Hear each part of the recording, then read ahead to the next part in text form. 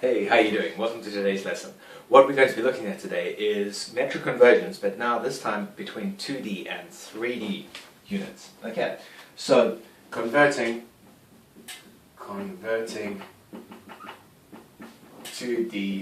and 3D. Alright, so converting 2D and 3D. So, let's take a look at this. Right. First thing, it really helps if you've looked at the video on converting between normal metric units, okay? So when I'm dealing with like meters to centimeters or centimeters to millimeters or meters to kilometers or anything like that, alright? Now, the thing that I'm going to be looking at today is two concepts. I'm going to try and make this as simple as possible. Firstly, area is 2D, right? It's two dimensions. So if you think of this board as an area, right? It's got length, alright, and it's got height or width. So this flat part is an area, right? Whereas volume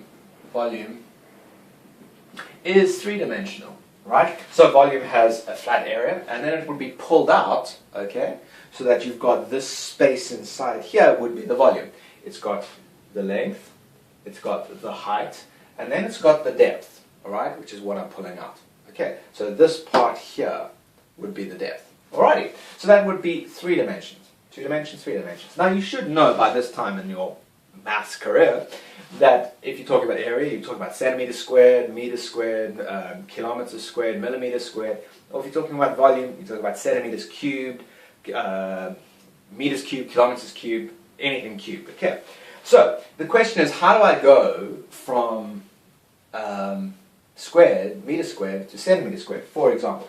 So let's take a look at this EG that I want us to take a look at. Right, EG.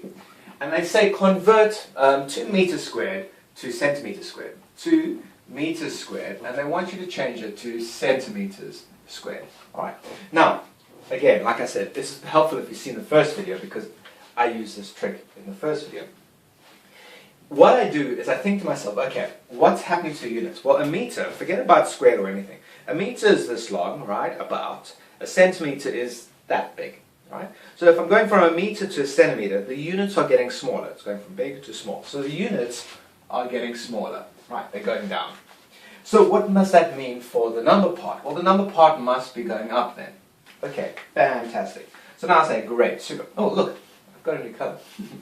How do I go from meters to centimeters? Well, meters to centimeters, if I'm dealing in the base, meters, liters, grams, then centi means 100.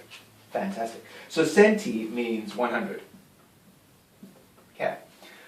Cool. How do I make something bigger using 100? Do I times or do I divide? I times. And I stop and I go, fantastic. That's how I would normally convert from meters to centimeters. But I'm not got, good English, Mr. Rouge. I don't have meters, okay? I have meters squared, and I'm converting to centimeters squared. So, now this is the only difference. It makes it so simple. All I have to do is make sure that when I times by the scale factor squared. So it's 100 squared. That's it. 100 squared is 100 times 100, so it's 1 with 4 zeros. Alright? That times 2 is, right? So it's 10,000 times 2 is 20,000. Not 200 centimeters squared, 20,000 centimeters squared. Okay. So the only thing that I've done that's different from normal conversions is this. Squared, squared, oh, let's square the scale factor. That's it. That's all it is. So let's take a look at now volume. Okay, so that's area. Let's take a look at volume.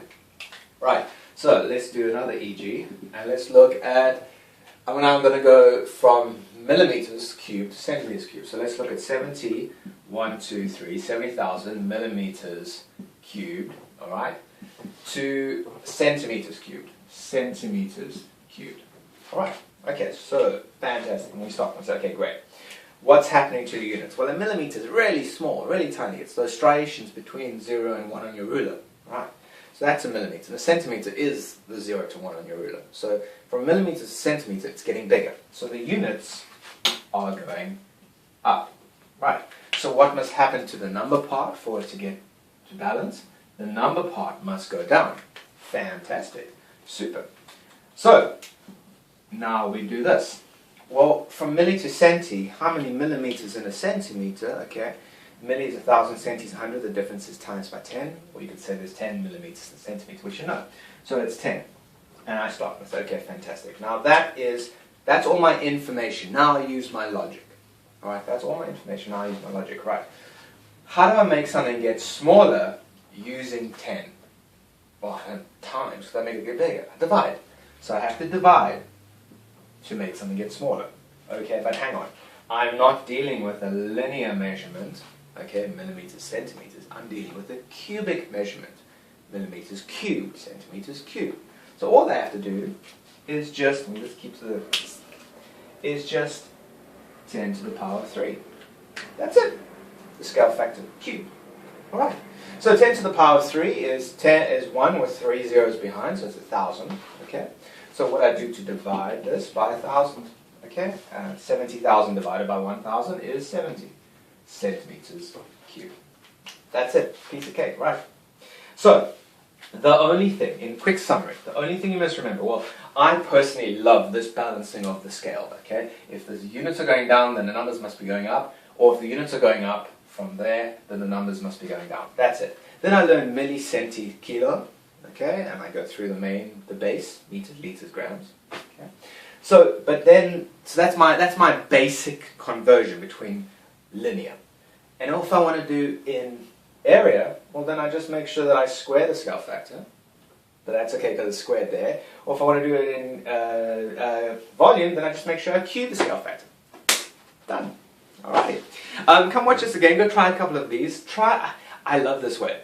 Different teachers play it different ways. They might want you to learn off by heart the things to change.